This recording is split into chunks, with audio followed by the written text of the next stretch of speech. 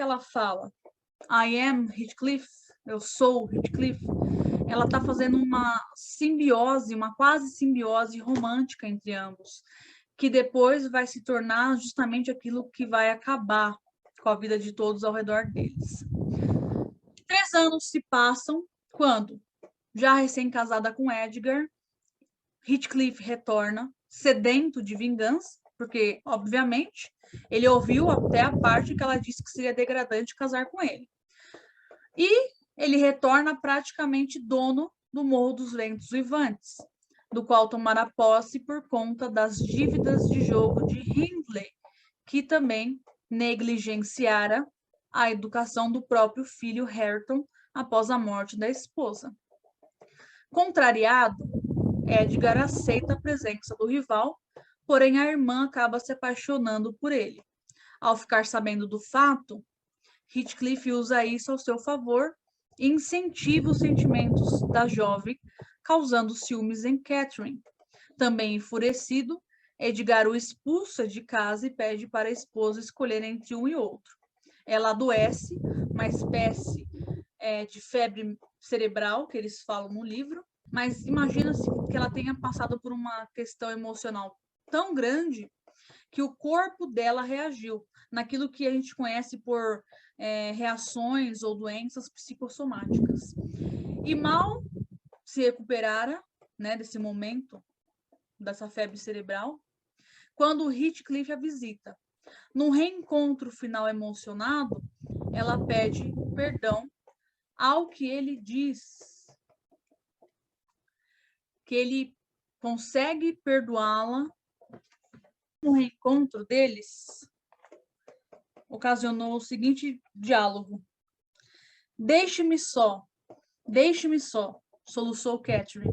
Se cometi um erro, estou morrendo por causa dele. É bastante. Você também me deixou, mas não o censuro. Perdoo. Perdoe-me.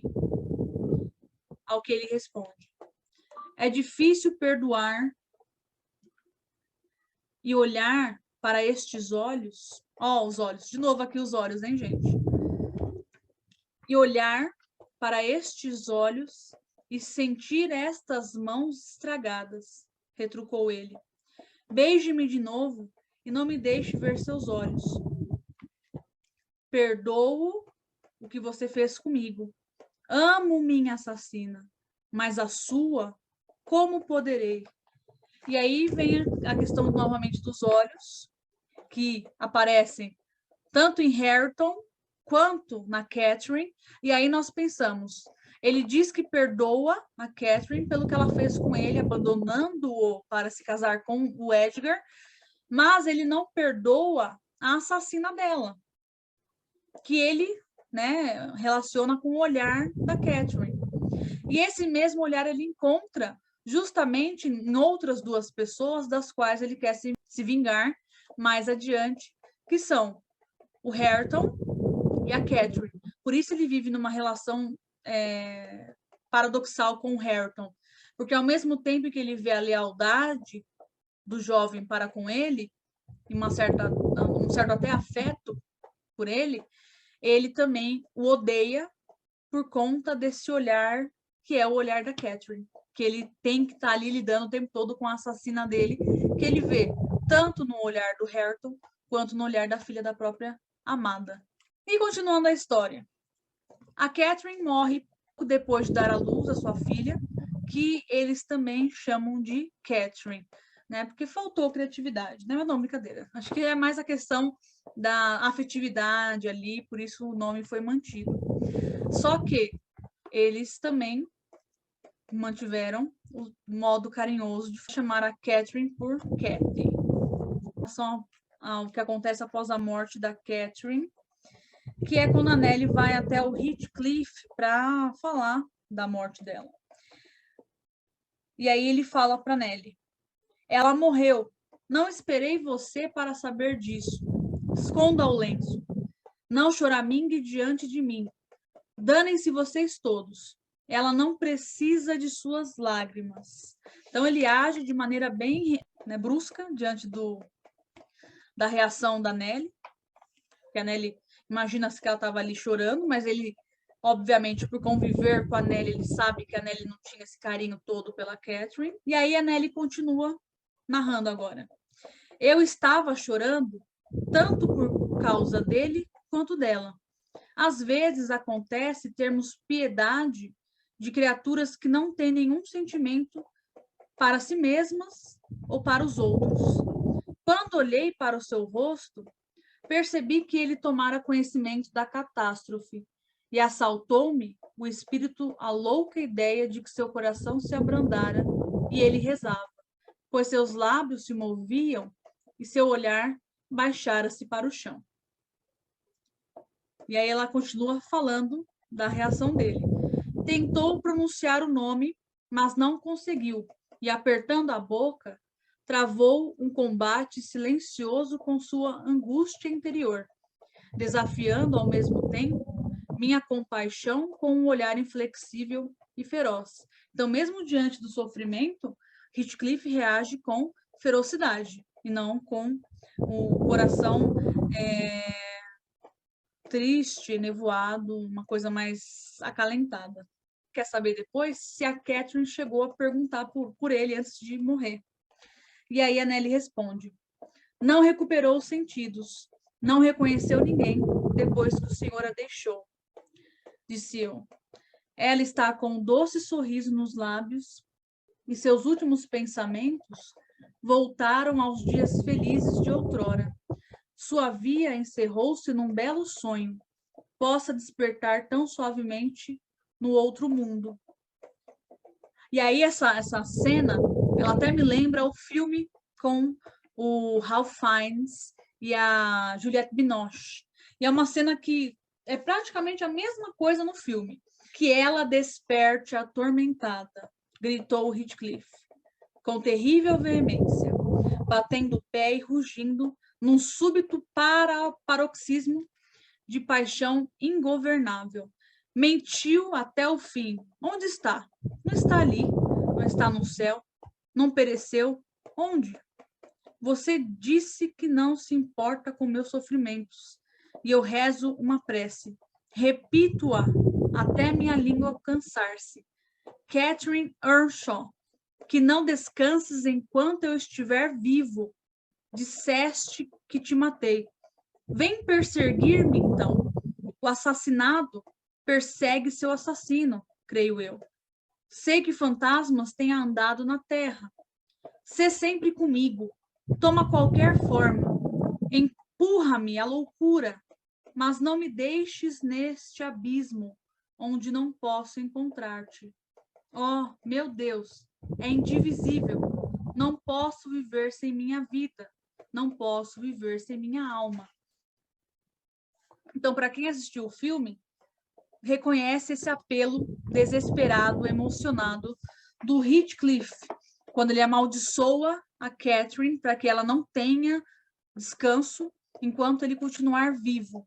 É um apelo que demonstra esse arrebatamento amoroso que ele sente por ela.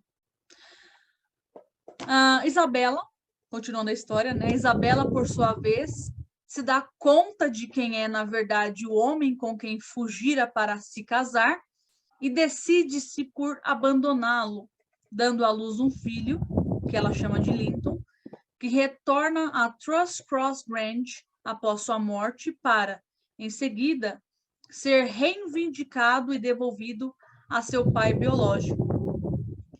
Anos se passam e Heathcliff está empenhado em casar Catherine com seu filho para tornar-se dono de tudo que é dos Linton. Acaba conseguindo seu intento por meio do quase sequestro da jovem. Com Edgar e Linton mortos, ele passa a ser dono de todos os bens e mantém a filha de Catherine em seu poder. Ainda não aceitando sua atual condição, nem seu parentesco com Hareton, a quem ela de certa forma despreza, Catherine se torna arredia e ferina para depois se deparar com o fato do primo protegê-la de seu algoz. Com isso, passa a se aproximar dele e tornam-se amigos. Fortalecida, Catherine reage ao algoz Então, num discurso também que me faz lembrar o filme, que é um dos filmes mais incríveis que eu acho, envolvendo adaptações do Morro dos Ventos Vivantes, tem essa cena que ela, depois de tentar plantar umas rosas num canteiro, ela tá lá comendo junto com Ellie, tá o Harrington, ela e o Heathcliff na mesa.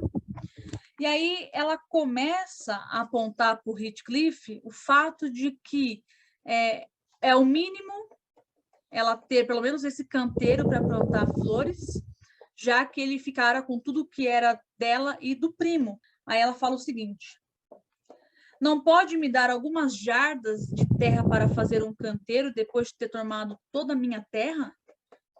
Sua terra, insolente, nunca teve terra nenhuma, disse Heathcliff.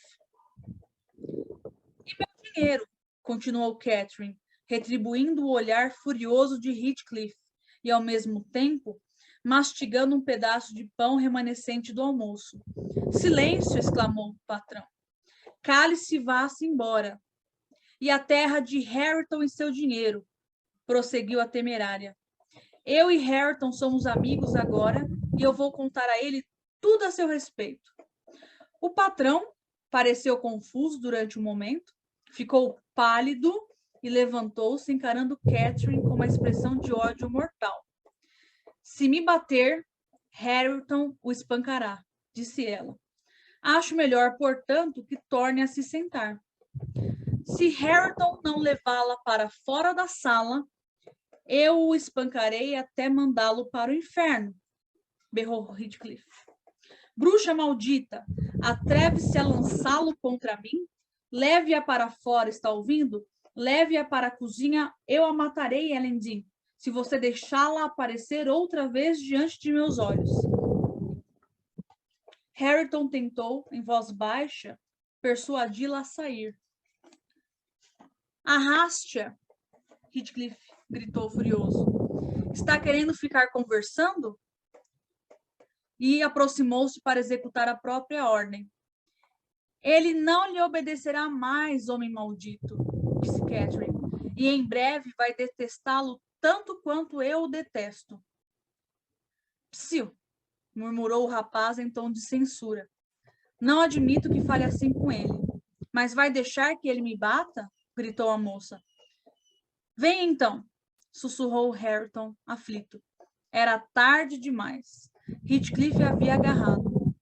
Agora vá-se embora, disse a Earnshaw. Bruxa amaldiçoada. Desta vez, ela se excedeu em sua provocação e vou fazê-la arrepender-se para sempre. Segurara-a pelos cabelos. Harrington tentou soltar as madeixas, pedindo a Heathcliff que não a machucasse daquela vez. Os olhos pretos de Heathcliff faiscavam. Ele parecia prestes a espedaçar Catherine e eu já estava pronta a me arriscar em ir socorrê-la, quando de súbito suas mãos se afrouxaram. Soltou os cabelos, agarrou os braços e encarou a moça fixamente. Depois tapou os olhos dela com a mão, ficou imóvel um momento, parecendo concentrar-se e afastando-se de novo de Catherine, disse com estudada calma. Você tem que aprender a evitar me fazer ficar com raiva, ou então eu acabo a matando mesmo. Vá com a senhora Dean e fique com ela, e limite sua insolência aos ouvidos dela. Quanto a Harrington Earnshaw, se eu o vir escutando-a, mandarei que ele vá ganhar a vida onde puder. Seu amor o tornará um pária e um mendigo. Leve-a nele e deixem-me em paz, vocês todos. Deixem-me em paz.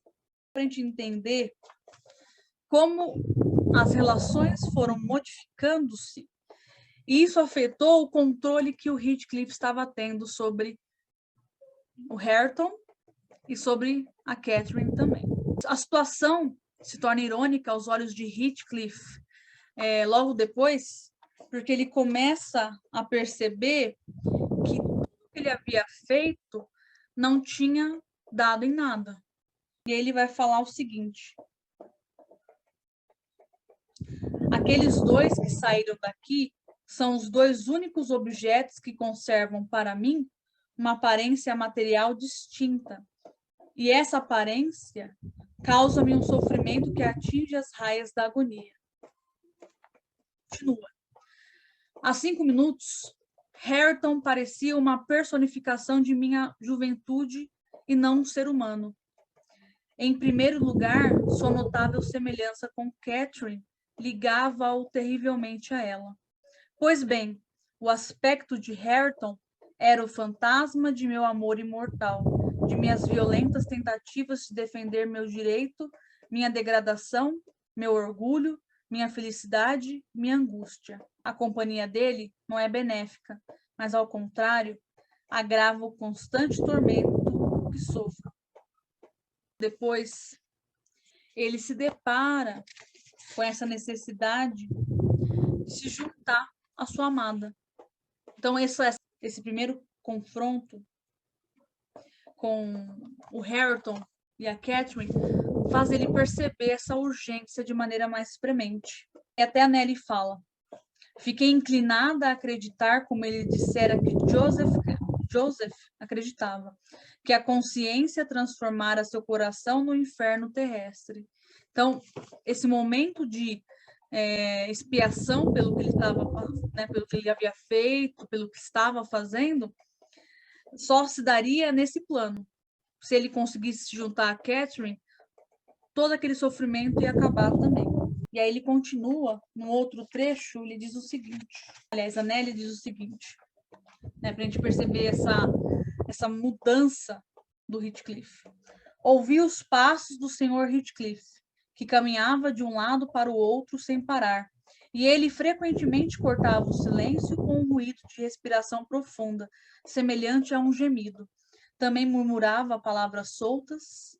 A única que pude perceber foi o nome de Catherine, misturado com algumas expressões exaltadas de ternura ou sofrimento, e pronunciadas como se estivessem sendo ditas a uma pessoa presente, em tom baixo e exaltado e arrancadas da profundidade da alma.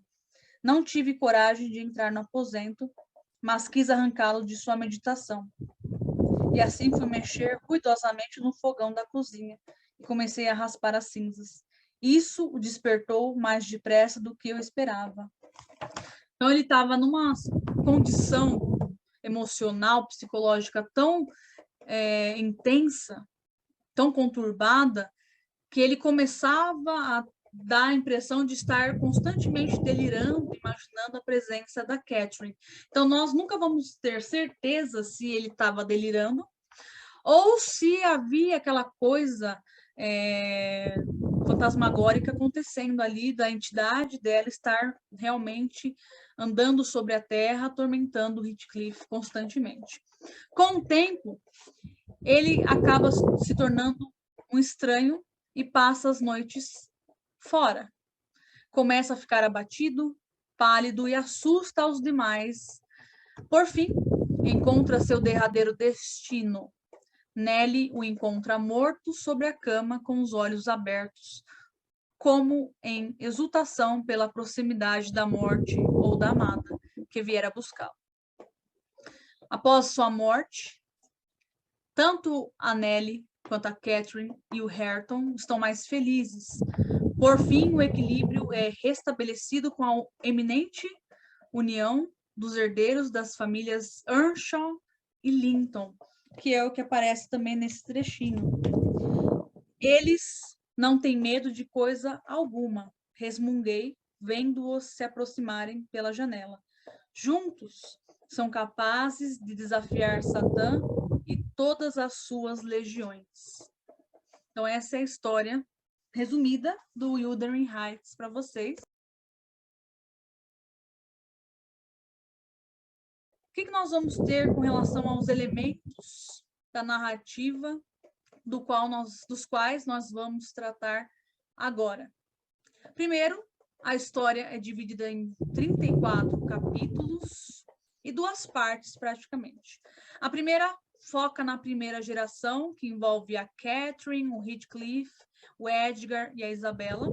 E a segunda envolve a geração em que ainda está presente o Heathcliff, o Edgar está ali quase saindo de cena, aparece Linton, a Catherine, filha, e o Hareton nessa segunda parte. É bem interessante essa divisão.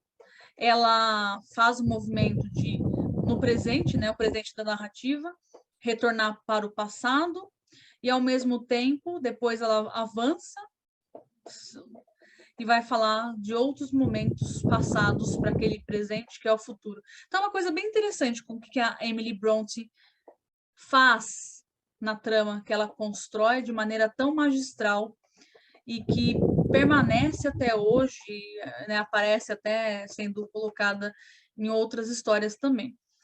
Os narradores, no caso, eles também têm uma particularidade ainda mais interessante. Então, eles são múltiplos e a história é baseada nesses montes de pontos de vista que nós temos aí, o que torna a história, né, a narrativa, duvidosa. Por quê? A Nelly, por exemplo, é uma das narradoras. Ela tem o seu próprio juízo de valor. Ela não fala os fatos, ela não conta os fatos de maneira neutra. Ela está ali colocando para nós que ela não gosta da Catherine, que ela tem sentimentos, né, um pouco paradoxais com relação ao Heathcliff, mas tende a suavizar o que ela pensa dele por conta do que ele já passou, por conta de outras questões. Nós temos ali um ponto de vista em que ela gosta do Edgar, ela tem um apreço pela figura do Edgar, e ela também tem um apreço pela figura da Catherine. Embora ela até coloque para nós algumas características negativas da filha, da patroa, ainda assim tem esse juízo de valor positivo com relação à filha, que ela não tinha com relação à mãe. Por isso que a narrativa em que aparece a Catherine Earnshaw, ela nos soa um pouco dura. Ela apresenta a Catherine como uma mulher quase que ensandecida, completamente fora de si, sem um norte que guiasse os pensamentos, as ações dela. Nós vamos ter, então, como narradores das mini-histórias que a Nelly vai renarrar para nós. A Isabella Linton, que vai contar, né, principalmente a parte em que ela percebe o tipo de homem que o Heathcliff é, e depois quando ela foge do Heathcliff também. Nós vamos ter a Catherine Earnshaw, narrando alguns trechinhos de algumas circunstâncias das quais ela faz parte. O Heathcliff também aparece para nós, narrando alguns acontecimentos. A Catherine Linton também narra algumas partes em que a Nelly não estava presente, e aí a Catherine confidenciou-as a ela.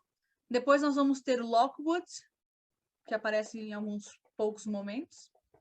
Mas a nossa contadora de histórias oficial e a principal é, sem sombra de dúvidas, a senhora Dean.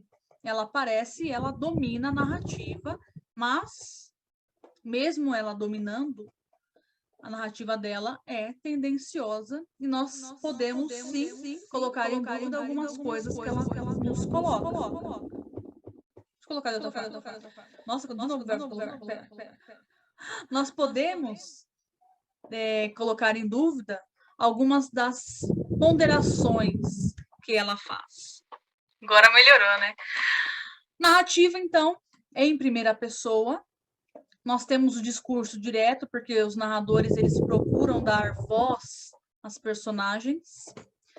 As ações se passam, ora, em Trust Cross Grange, que é a granja da Cruz dos Tordos, ora na propriedade de Wuthering Heights, que é o Morro dos Ventos Uivantes. As ações se iniciam em 1801 e finalizam no ano seguinte, praticamente. Embora ela vá retornar de 1801 para anos anteriores a essa data para contar para o Lockwood a história das personagens que ele acaba conhecendo e outras que ele não conhece, mas que acabam influenciando na situação que ele encontra. Nós vamos ter portanto, nessa circunstância de retorno ao passado, estando no presente da narrativa, o uso de anapileses, que são aquilo que nós conhecemos como flashbacks, tornando as ações anacrônicas.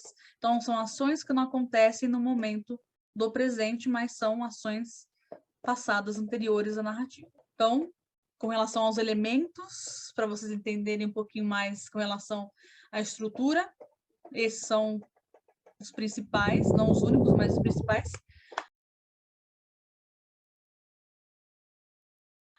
Agora vamos falar um pouquinho das adaptações que foram feitas da história de Wuthering Heights ao longo das décadas. Nós temos diversas, tá? Filmes, novelas, outras obras escritas, nós vamos trazer aqui agora.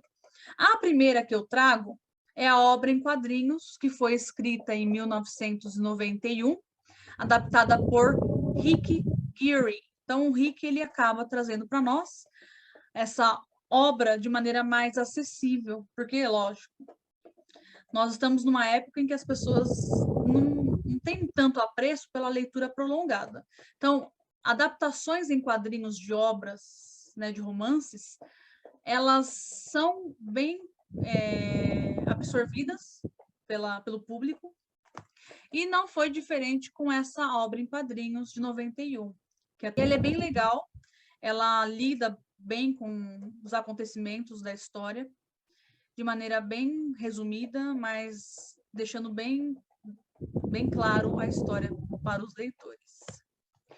Os filmes que foram feitos também são muitos, tá? A gente tem várias versões, não só versões americanas ou inglesas, mas tem de outras culturas também. Nós vamos começar, lembrando que aqui eu coloquei para vocês os filmes na ordem cronológica, que é para ajudar também a gente entender o que está acontecendo aqui nessa vida, hein?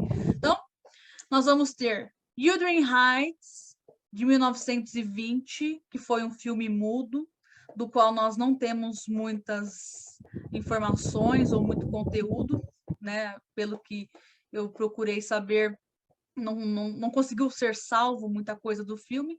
Em seguida, nós temos um filme também bem famoso, bem aclamado, que é uma versão de 1939, que conta com o famoso Laurence Olivier, no papel principal de Heathcliff, e a Mary Oberon.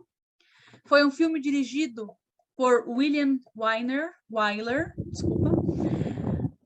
e justamente este filme foi inspiração da cantora Kate Bush para a música de mesmo nome, que vocês podem até procurar no YouTube, tá lá, Wuthering Heights, Kate Bush, para vocês verem esse clipe. De 1950, nós também vamos ter uma versão do filme, do livro, né, com o Charlton Heston e a Mary Sinclair nos papéis principais. Em seguida, em 1954, nós vamos ter a versão que recebeu o nome de Escravos do Rancor, ambientada no México do século XIX. Em 1958, com o Richard Burton e a Yvonne Furneaux, nós temos uma versão para a televisão que foi feita do Wuthering Heights. De 1966, a versão de Bollywood, que eu vou tentar pronunciar o nome porque eu não sei falar essas línguas não, hein, gente? Dil Dia Dar Lia. Então, essa é a versão indiana do Morro dos Ventos Uivantes. De 1970, nós vamos ter o Solar dos Ventos Uivantes, versão em que o Heathcliff é filho ilegítimo do senhor Earnshaw. De 1985, nós temos Hurlevent, eu acho que é assim que se pronuncia, hein? É a versão francesa que nós temos aí, e aí aparece até a imagem para vocês. De 1988, nós temos a versão japonesa, Arashi Gaoka. De 1991, a versão filipina, que aí também acaba com a minha vida na pronúncia, não sei se é assim que vai pronunciar, mas enfim, ó, é Hihintain Kitasa Lanhit. Não sei se é assim que se fala, gente, mas essa é a versão filipina, tá? De 91. E a versão que eu mais adoro, que é a versão de 92, O Morro dos Ventos Vivantes, com a queridíssima Juliette Binoche e do maravilhoso Ralph Fiennes, foi dirigida por Peter Kominsky. E eu repito, essa é a versão que eu mais gosto, embora o pessoal goste de outras versões que foram mais antigas, essa é a que eu acredito que traga aquela sensação gótica que o próprio romance traz e que as outras acabam deixando um pouco de lado. De 1998, com Orla Brady e Robert Kavanagh, nós temos aí uma versão em que a figura do Lockwood é mais trabalhada, mas as personagens principais, elas aparentam mais idade do que as do livro. Pelo menos esse foi o comentário feito por aí, hein? Então, em 2009, a versão com o famoso Tom Hardy. Nesta, o Heathcliff comete suicídio, mudando o tom sobrenatural que circunda a trama por décadas. Das versões lá de fora é a de 2011, com James Halson como Heathcliff e a Abby Cornish como a Cathy. Foca na primeira fase da história e apresenta Heathcliff como negro, diferente da maioria das demais versões de que se tem conhecimento. O tom da história fica ainda mais denso e perturbador.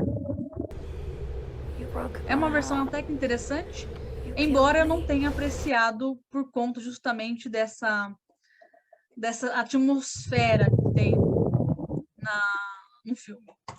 Mas quem quiser, é um filme que está acessível e fácil de encontrar.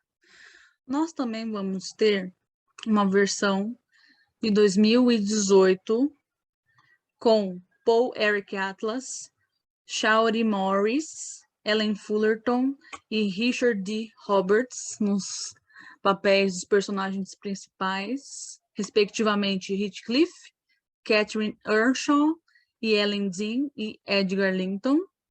Por último, nós vamos ter a de 2022 com Brian Ferriter, Ryan Pfeiffer, Jet Gendreau, Mary Retunnel e Nathan Mills, respectivamente como Heathcliff, Hindley, Cathy, Nellie e Edgar Linton. No Brasil, também teve algumas adaptações do romance da Emily Brontë. A primeira, de mesmo nome, foi uma telenovela de 1967, com Altair Lima e Irina Greco. E a outra, de 1973, também outra telenovela, se chamava Vendaval, com Hélio Souto e Joana Fon. Nenhum homem lhe quer porque você não presta. Quanto mais você se oferece, mais eles fogem de você. Você tá condenada a passar o resto da vida sozinha e desinfeliz, porque você é burra demais, você é idiota demais, você é estúpida demais, você é imoral, você é indecente, você é devassa, você é libertina. Kenga! Você é Kenga! E por fim, não menos importante, nós temos o Retorno ao Morro dos Ventos Uivantes, que na versão em inglês se chama Heathcliff, The Return to Wuthering Heights, da Lynn Hare Sargent, um livro que foi escrito em 1992, aliás, lançado em 1992, onde os narradores, até a parte que eu li, são a Charlotte Brontë, ou seja, a irmã mais velha da Emily Brontë, e até acaba sendo um nome, uma personagem, né, quase irônica, que retorna de Bruxelas após uma desilusão amorosa, mas não apenas por conta disso. E outro narrador é o próprio Heathcliff, que conta o que aconteceu com ele nesses 3 anos longe do Morro dos Ventos Uivantes. Quando eu terminar de ler esse livro, aí eu retorno para falar um pouquinho dele. Não sei se vídeo ou se no blog, mas aí vocês vão ter uma informação um pouquinho mais clara sobre o que acontece nessa história.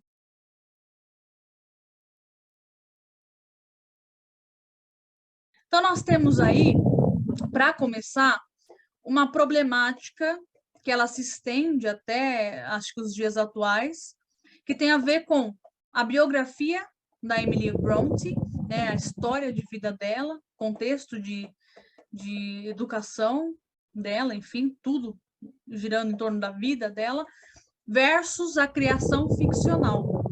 Até que ponto a Emily realmente pode ter escrito Wuthering Heights? Porque sempre houve essa dúvida, será que não foi o irmão dela, o Branwell, que escreveu? E aí depois colocaram ela como sendo a escritora? E aí nós vamos entrar naquela questão bem das pessoas, né, os leitores, os críticos, acharem que uma pessoa tem que passar por determinadas circunstâncias para poder falar delas. Então, nem sempre isso é verdade. Às vezes você consegue lidar com uma determinada temática, mesmo sem tê-la vivenciado.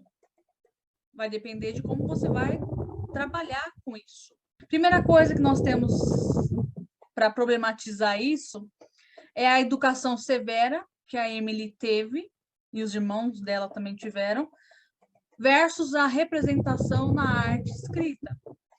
Então, como eu estava dizendo, às vezes o contexto de criação não exerce uma influência certa sobre a sua criação artística. Isso aí vai depender muito de várias outras circunstâncias. E é por isso que nós temos que retomar aquela fala que eu disse, que houve um professor que a Emily teve no momento de internato, que a definiu como uma pessoa extremamente, né, detentora de uma genialidade sobre-humana. Então, só essa fala já nos faz compreender que para a criação artística da Emily não estava apenas ali uma questão de vivência, uma questão de conhecimento de vida, uma questão de leitura de outras obras, mas também essa possibilidade artística que ela colocava no papel, de maneira irrestrita. O fato é que a possibilidade de criação de uma obra de arte vai depender de todo o arsenal que um autor, um escritor, uma autora, escritora tenham dentro de si. E é bem interessante essas discussões com relação à autoria do Wuthering Heights, porque nós temos aí a constante ignorada de informações com relação a quem era a Emily Brontë. Até a irmã dela, Charlotte, dizia que ela era um espírito, vamos dizer assim, selvagem. Ela não conseguia se adequar tecnicamente aos valores que a sociedade impingia às jovens daquela época. Então, nada mais coerente do que ela buscar essa transgressão de valores na sua obra. Não acho que tenha algo que seja nebuloso ou que isso vá se transfigurar em uma situação em que a obra não seja identificada ao autor. Muito pelo contrário.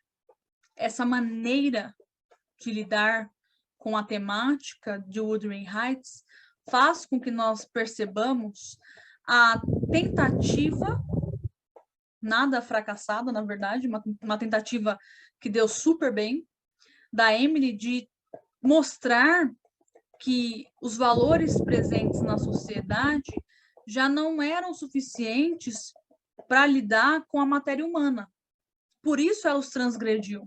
Talvez se nós parássemos para analisar exatamente o que está ali na obra dela, muitas das coisas que aparecem poderiam ser colocadas em xeque. Como é que um homem casado aceita o rival frequentando a casa dele, sabendo que a mulher tem essa adoração que ela não consegue conter.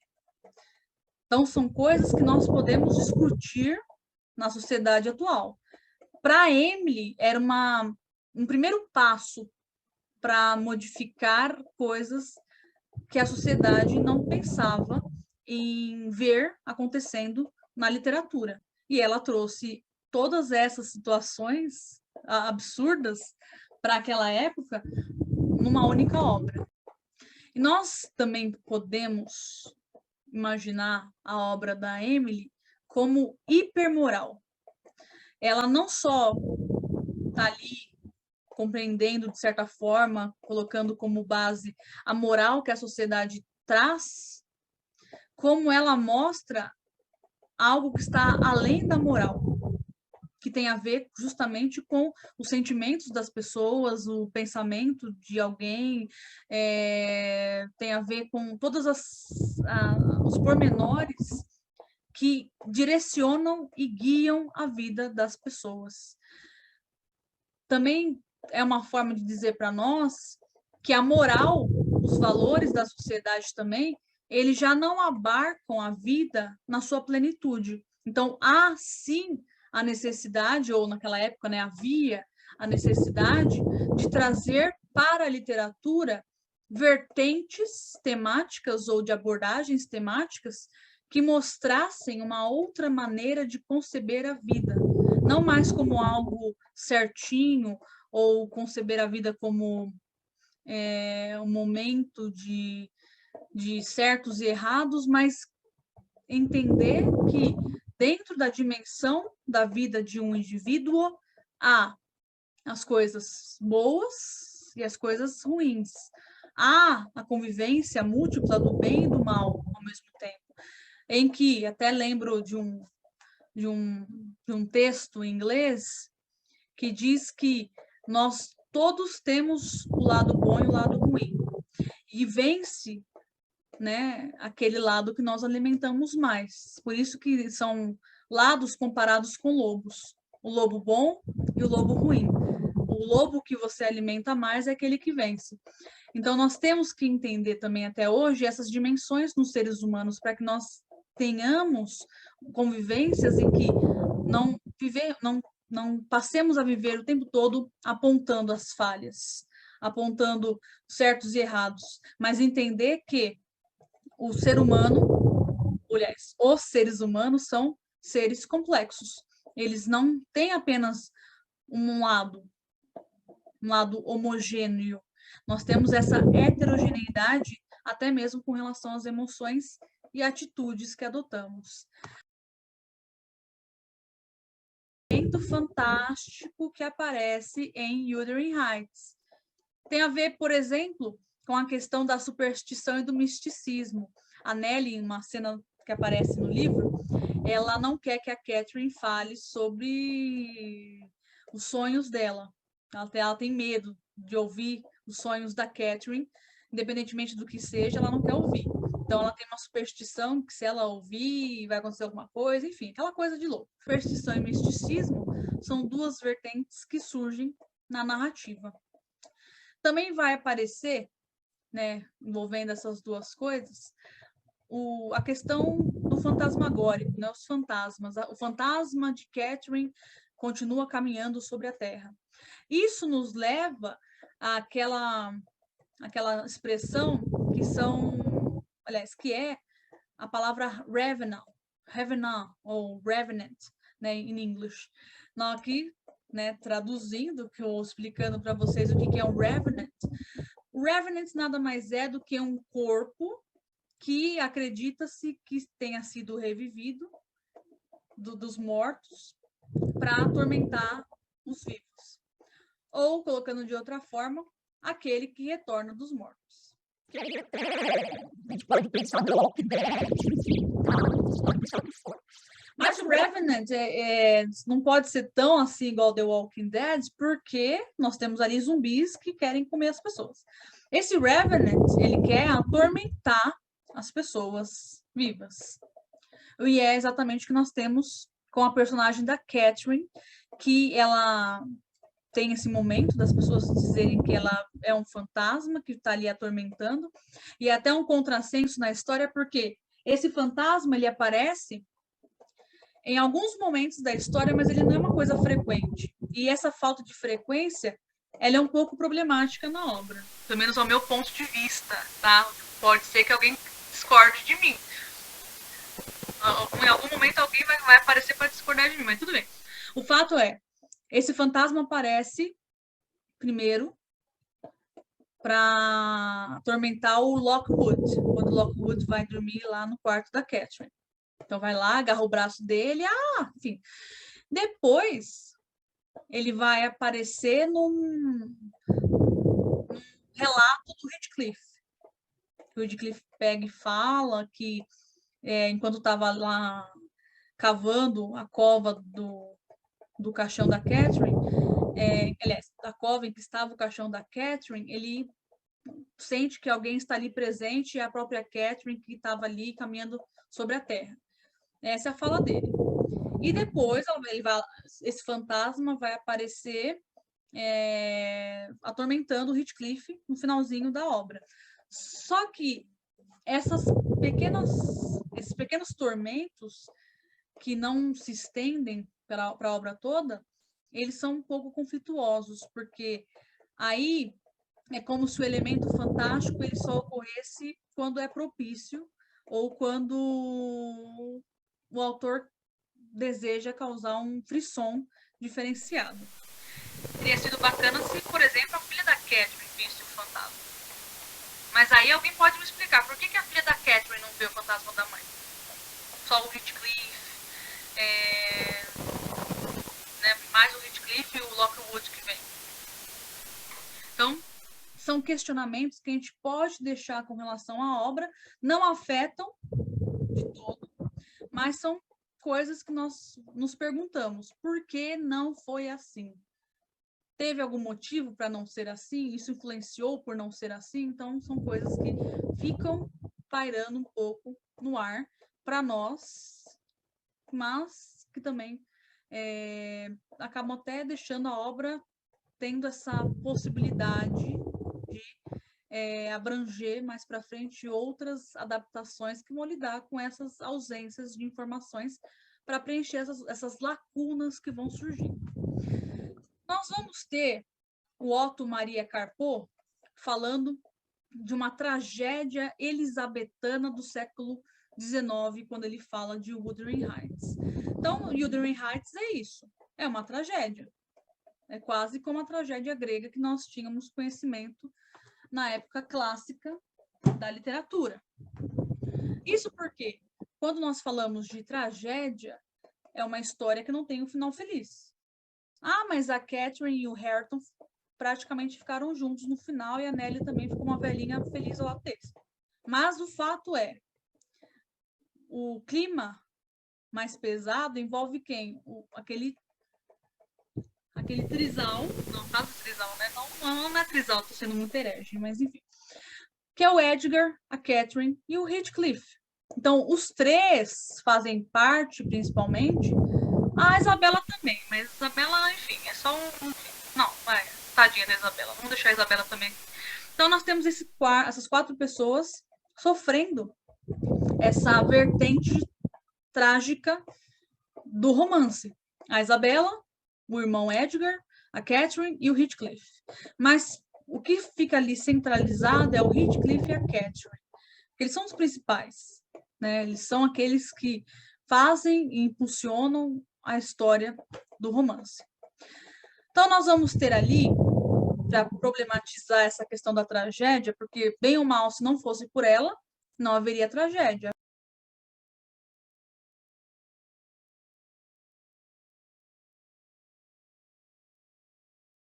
Catherine Earnshaw. Ela é uma personagem que, embora não pareça, mas ela é moral. E ela não consegue se desvincular do amado por isso, por essa moralidade. Mas, ao mesmo tempo, por conta da moralidade que ela tem, sabendo que agora ela é casada com Edgar, ela não pode mais vincular-se a ele da forma como ela imagina poder se vincular por conta dos sentimentos. porque ela já tem um vínculo com outro homem. E por isso ela morre. A morte dela é uma forma de punir essa imoralidade, essa falta de moral a qual ela estava sendo corrompida. Porque não mais ela tinha em mente elevar o Heathcliff. Porque o Heathcliff já estava rico, já tinha tudo, já estava no suprassumo da existência humana.